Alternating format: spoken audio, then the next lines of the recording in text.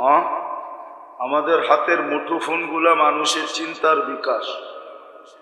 এক সময় ভাবতে ছিল যে এই ফোনের তার টানাটানি আর কতদিন চলবে, তো ভাবতে ভাবতে মুঠোফোন চলে আসছে, এখন আর তার টানাটানি করতে হয় না, ঠিক না?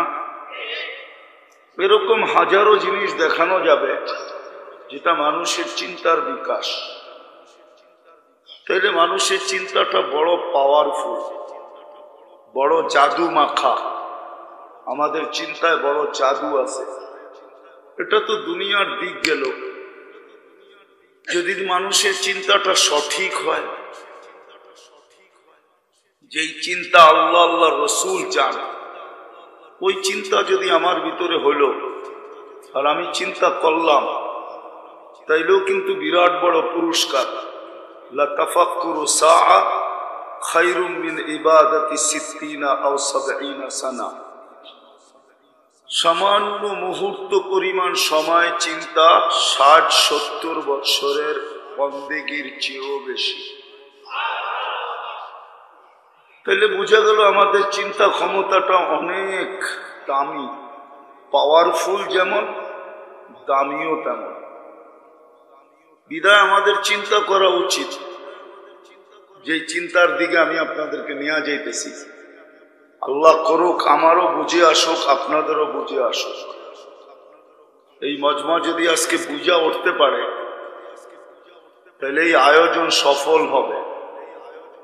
আর যদি তা না হয়, শুধু শুনলো আর চলে গেল, জীবনে রং আসলো না,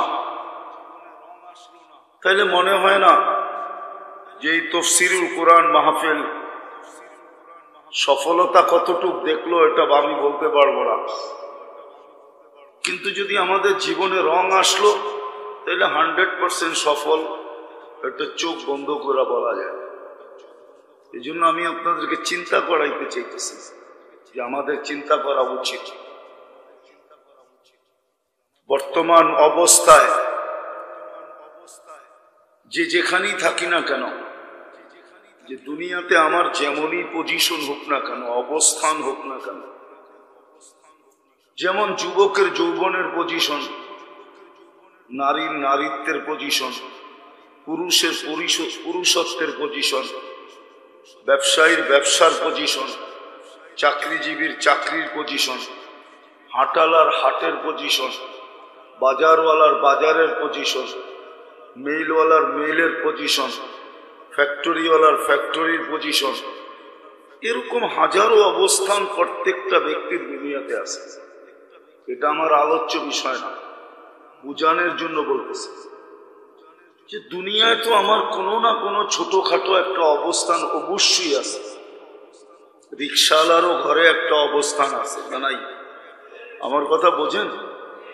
তার পরিবারেও তার একটা অবস্থান আছে, তার সমাজেও তার একটা অবস্থান আছে। কিন্তু যে আল্লাহ আমাকে এক ফোঁটা পানির থেকে অস্তিত্ব দিল, আবার যে আল্লাহর কাছে আমি চলে যাব, এক ফোঁটা পানির থেকেই কিন্তু আমাদের অস্তিত্ব। আজকে ব্যক্তিত্ব যত বড়ই হোক না কেন, ব্যক্তিত্ব অনেক বড় হইতে পারে। কারো ব্যক্তিত্ব এমনও হইতে পারে সারা দুনিয়ায় একক ধনী, আছে না নাই? হ্যাঁ, ব্যক্তিত্ব যত বড়ই হোক, কিন্তু অস্তিত্ব তো এক ফোঁটা পানি। কি বলেন? সত্য তো? এক ফোঁটা পানিও না, এক ফোঁটা পানিও না।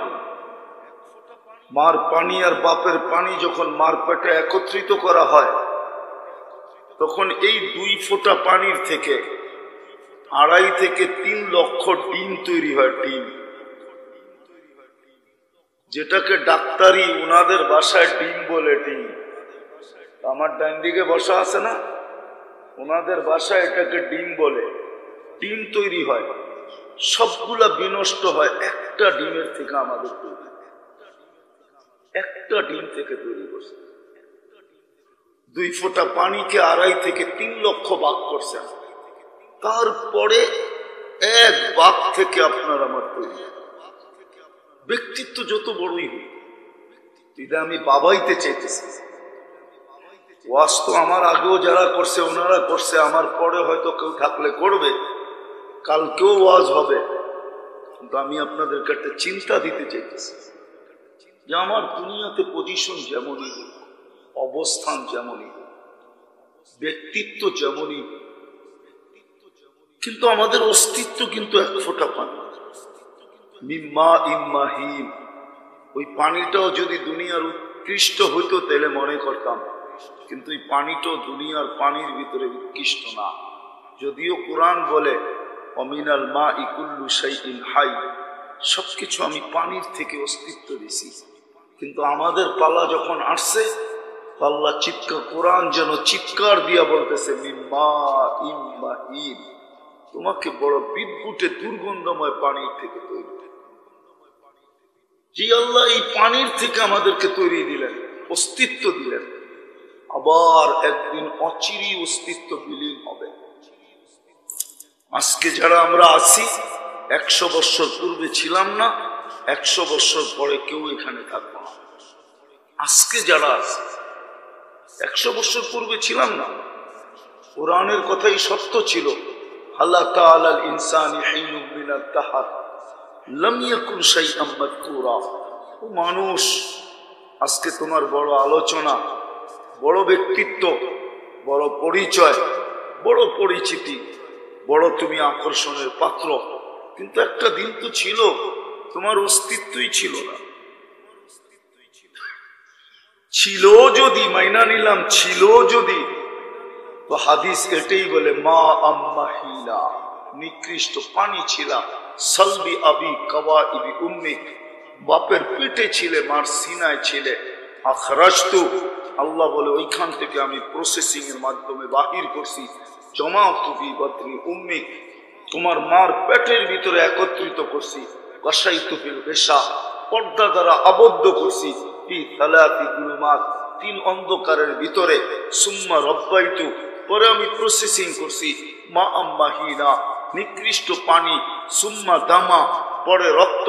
সুম্মা মুদগা, পরে রক্তপিণ্ড। সুম্মা ইদামা, তারপরে কঙ্কাল। ও কাসাইতু আলাইহি লাহমা, এর উপরে গোশতের আর চামড়ার আবরণ আমি কুদরত দ্বারা চড়াইয়া দিছি। কুদরতি হাত দিয়ে চড়াইয়া দিছি। আওহাইতু মালাকাল মুআক্কালি বিল আরহাম আম্মা সাবিলা ইয়াসসার, রেহেমের উপরে আমরা ফেরেশতাকে নির্ধারণ করছি, সে প্রতিদিন আস্তে আস্তে রাস্তাকে প্রশস্ত করছে। ফালাম্মা তাম্মাত মুদ্দাতু আশহুরি, যখন তোমার সময় পুরা হয়ে গেছে, আমরা ফেরেশতাকে মেসেজ দিছি পাপরিশ রিশাকার রকিক, পাতলা পড়কে বিছাও। আখরাজতু আলা রিশাইহির রকিক, পাতলা পড়ের উপর দিয়ে তোমাকে বাহির করে নিয়ে আসছি। আনলে কি হবে? কুনতা সাকিরা, তোমার মতো ছোট তো কেউ ছিল না। কুনতা দাঈফা, তোমার মতো দুর্বল তো কেউ ছিল না। কুনতা জাহিলা, তোমার মতো অজ্ঞ তো কেউ ছিল না। কুনতা মিসকিনা, তুমি বড় নিশ্চয় ছিলে। তোমার মতো নিশ্চয় তো কেউ ছিল না। ছিল সব, কিন্তু কিছুই ছিল না। এই জন্যই হাদিসে আসে ফালা লাকা সিন্নুন তাক্তা, দাঁত ছিল না, তুমি কোত্থেকে কাটবে। ওয়ালা লাকা লিসানুন তানতিক, জিহ্বা ছিল কিন্তু বাকশক্তি তো ছিল না। ওয়ালা লাকা উদুনুন তাসমা, কান ছিল কিন্তু শ্রবণ শক্তির কার্যকারিতা তো ছিল না। ওয়ালা লাকা আইনুন তানজুর, চক্ষু তো ছিল, দৃষ্টি শক্তির কার্যকারিতা তো ছিল না।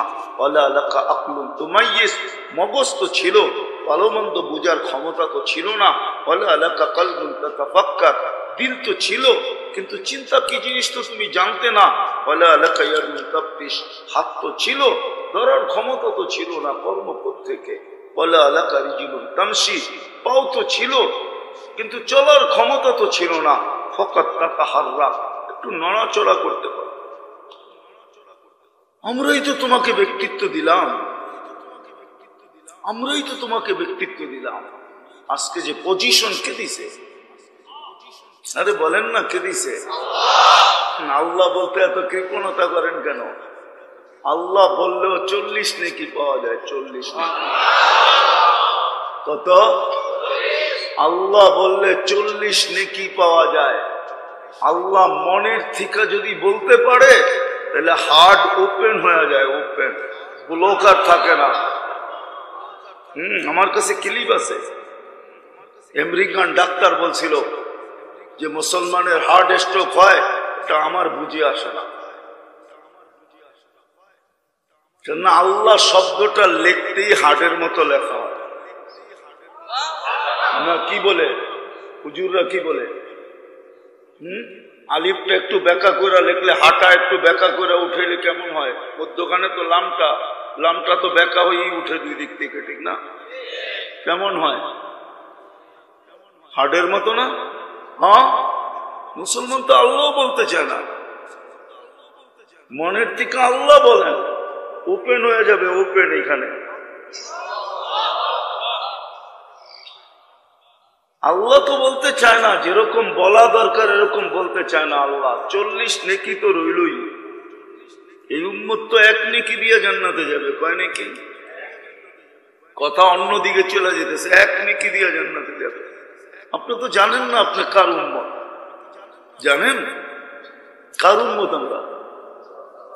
আরে বলেন না, মুহাম্মাদুর, ভালো মতে বলেন মুহাম্মাদুর, সবাই বলেন 120 নেকি লেখা হইল আপনার জন্য। মুহাম্মাদুর রাসূলুল্লাহ বললে 120 নেকি লেখা হয়। কুরআনে আছে মুহাম্মাদুর রাসূলুল্লাহ ওয়াল্লাযীনা মাআহু আশিদ্দাউ আলাল কুফার। যে মুহাম্মাদুর রাসূলুল্লাহ বলবে সাথে সাথে 120 নেকি। আমরা তো জানিও না কার উম্মত, এই জন্য তো নিজেদের দামও জানি না, কামও জানি না, শুধু চিৎকার দিতেছি আজকে, ঠিক না? কি কথা পাল্টায় যাবে, অন্যদিকে চলে যাবে। আজকে শুধু চিৎকার দিতেছি, আমরা নির্যাতিত কেন? কেন নির্যাতিত? এই উম্মত কেন নির্যাতিত হবে? যে উম্মতের চেয়ে প্রিয় উম্মত কারো আল্লাহর কাছে কেউ নাই। আছে নাকি কেউ আল্লাহর কাছে প্রিয় এই উম্মতের থেকে? আপনাদের জানা আছে? নাহলে ওলামারা বলো, এই উম্মতের চেয়ে তো কোনো প্রিয় উম্মত আল্লাহর কাছে কেউ নাই। যদি প্রিয় থাকতো তাহলে এই উম্মতকে আল্লাহ নিজের কুদরতি হাত দিয়া বাছাই কেন করে? তাও তো সমগ্র মানুষের ভিতর থেকে সর্বপ্রথম আমরা বাছাইকৃত, সমগ্র মানব গোষ্ঠীর ভিতর থেকে আল্লাহ আমাদেরকে কুদরতি হাত দিয়া বাছাই করছেন। হুয়া জতাবাকুম, আমরা বাছাইকৃত। আমরা বাছাই হওয়ার পরে যা ছিল তার সমস্ত নবীদেরকে আল্লাহ বাইটা দিয়া দিয়েছেন, বাক্যরা দিয়া দিয়েছেন। বলছে যার যতটুকু মনে চায় নিয়ে নাও। কেউ পাইছে, এমনও নবী কিয়ামতের দিন আসবে একজন উম্মত পায় না। হাদিসে আছে ইয়াতি ইয়াউমাল কিয়ামাতি নাবিয়্যুন লাইসা মাআহু আহাদ, একজন উম্মত হবে না, উনি একা আসবে কিয়ামতের মাঠে, কোন উম্মত নাই। যে উম্মতকে আল্লাহ বাছাই করলেন কুদরতি হাত দিয়া, ওই উম্মত আজকে নির্যাতিত কেন? ওই উম্মত আজকে নির্যাতিত কেন? যে উম্মতের মাথায় আল্লাহ দুইটা মুকুট পড়াইলেন। মুকুট চিনেন? তাজ চিনেন? তাজ, দুইটা তাজ পড়াইছে, দুইটা। একটা তো মানুষ হওয়ার শ্রেষ্ঠত্বের তাজ, কুনতুম খায়রা, মানুষ হওয়ার শ্রেষ্ঠত্বের তাজ, ওয়ালাকাদ কাররামনা বনি আদম, এই তাজ পড়ায়া দিছেন। আরেকটা তাজ এর উপরে পড়ায়া দিছেন, কুনতুম খায়রা উম্মাহ, তোমাদের চেয়ে উত্তম কোন উম্মত নাই। মনে হয় বুঝাইতে পারি না। যে উম্মত এত দামি, কুদরতি হাতে বাছাই করলেন, আবার মুকুটও পড়ায়া দিলেন। ওই উম্মত আজকে নির্যাতিত কেন? যে উম্মতকে আল্লাহ নিজের পক্ষে নির্বাচিত করলেন। এই উম্মত তো আল্লাহর পক্ষে নির্বাচিত। শুহাদা আলান নাস, কুরআন তো বলে কিয়ামতের দিন এই উম্মত আল্লাহর আর রাসূল শাহিদান আলাইকুম, আমাদের পক্ষে নবীজিকে দিয়া দিয়েছেন আল্লাহ। আর আল্লাহর পক্ষে আমাদেরকে নিয়ে আনিছেন আল্লাহ। ওয়ার রাসূলু শাহীদান আলাইকুম ওয়া তাকুনু শুহাদা আলান নাস। উম্মতে মুহাম্মাদি কিয়ামতের দিন আল্লাহর পাশে, আল্লাহর পক্ষে সাক্ষী হিসাবে দাঁড়াবে। আজকে ওই উম্মত নির্যাতিত কেন? কি কারণে? ওয়াদা তো ছিল উল্টাটা, নির্যাতনের ওয়াদা তো ছিল না।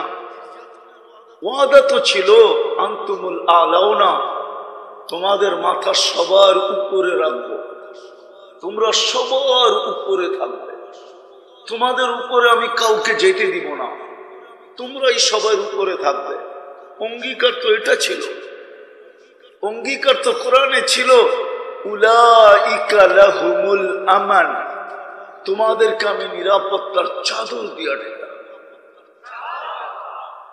যদি আমি আরেক দিকে তাকাই তাহলে আল্লাহর উপরে আঙ্গুল উঠানো যায়, প্রশ্ন করা যায় আল্লাহকে যে আল্লাহ, বন্ধু যখন আপনার কাছে চলে যেতেছিল